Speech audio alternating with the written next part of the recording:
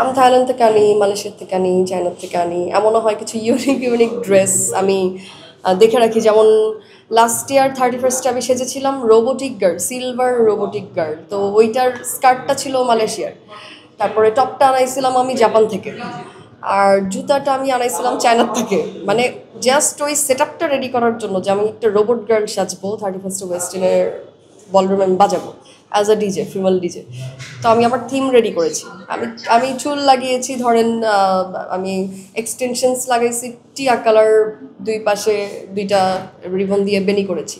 ওইটা করতেও আমার মোটামুটি একটা কস্টিং গেছে, কিন্তু এই যে ফুল সেট আপটা আমি রেডি করলাম, আমি যে একটা আমি আমার একটা থিম রেডি করলাম, এই থিমের কারণে কি হইলো, আমি 31st যখন বাজালাম, সেকেন্ড দিন থেকে জানুয়ারির 1 তারিখ থেকে আমি কন্টিনিউ শো করে যাচ্ছি। কেন? Because of the high.